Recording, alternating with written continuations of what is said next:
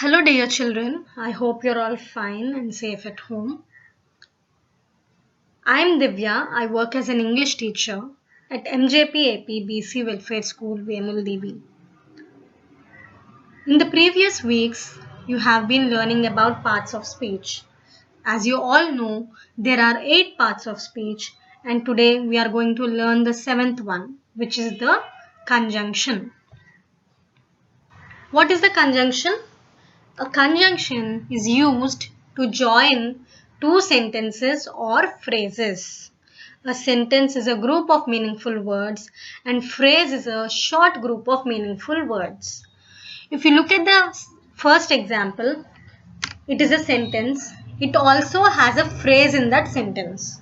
Shalini likes chocolates and cakes. That is a sentence. The words chocolates and cakes is a phrase. So, why do we use conjunctions? What is the reason we use conjunctions? Firstly, we use them to avoid writing short sentences. In English, it is always better to write medium length sentences. It is better to avoid very short sentences. It is also better to avoid very long sentences. Okay, so that is why we use conjunctions. So, instead of writing Shalini likes chocolates, Shalini likes cakes, instead of writing two short sentences, we are combining the two short sentences and are making it into one single sentence. Shalini likes chocolates and cakes. I called her. She did not attend the call. Again, we are combining two short sentences into one sentence by saying, I called her, but she did not attend the call. You can also use conjunctions to give the reason why. He did not go to school. Why did he not go to school? He did not go to school as he was suffering from fever. Or we can also say he did not go to school because he was suffering from fever.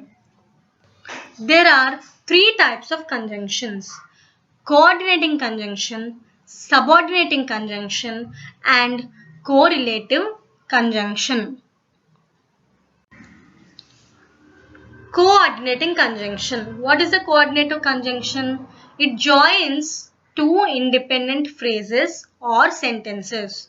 What is an independent phrase or a sentence? It means complete sentences. It joins two complete sentences. Okay. If you look at the heading only, it will give you a clue of the definition. What is coordination? What is to coordinate something? Coordinate something is to bring together, right? Coordinate means to bring together, to do something together. So, coordinating conjunction means to join two complete sentences, two meaningful complete sentences. Look at the examples, then you will understand the definition, meaning of the definition. We went to the stadium is one complete sentence. We enjoyed the cricket match is another complete sentence. Both are complete, right? We went to the stadium. We enjoyed the cricket match. So, you are combining them by using the coordinating conjunction. We went to the stadium and enjoyed the cricket match. Ria does not like to swim. Ria does not enjoy cycling. Ria does not like to swim. Ria does not enjoy cycling.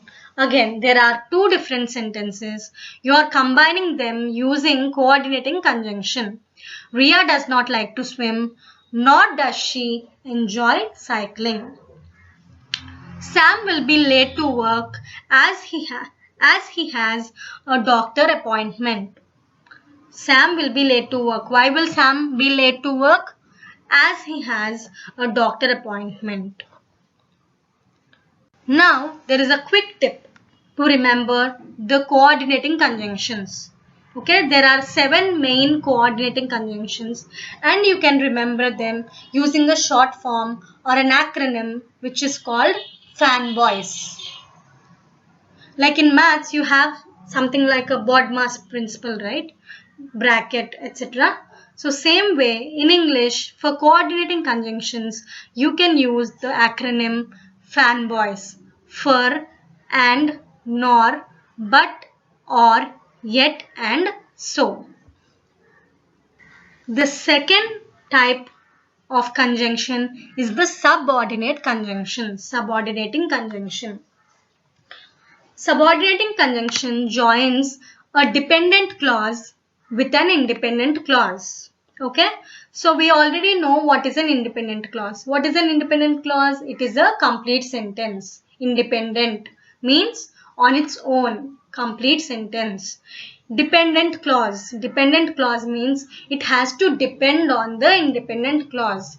It has to depend on the complete sentence. Okay, dependent clause means it does not have full meaning. It does not convey full meaning. Examples: when he was washing my car. When he was washing my car. Is it a complete sentence? No. It is an incomplete sentence.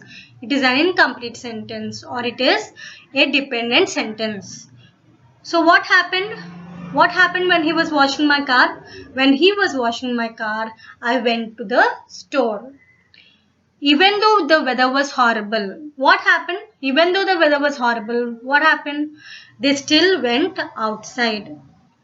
Once you learn it, you never forget. The last type of conjunction is correlative conjunction. Correlative conjunction works in pairs. Till now, you have mostly seen singular conjunctions, right? Means single one conjunction like and, but, nor, yet, so, because. These are all single conjunctions. Mostly you have seen single conjunctions. But now correlative conjunction means they work in pairs. They are in pairs. They don't work separately. They work in pairs. They are always together. Such examples are either or, neither nor. Okay, let me first explain either or and neither or. So, either or means one of them. Either or means one of them. Neither nor means none of them.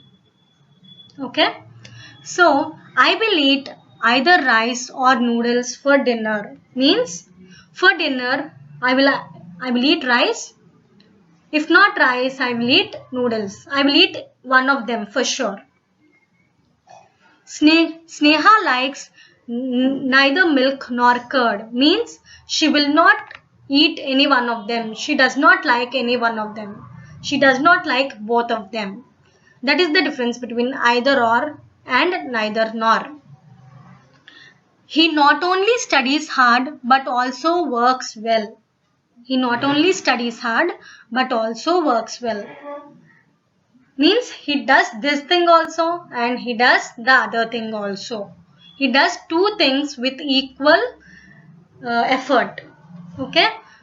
Raju not only studies well but also is a great painter.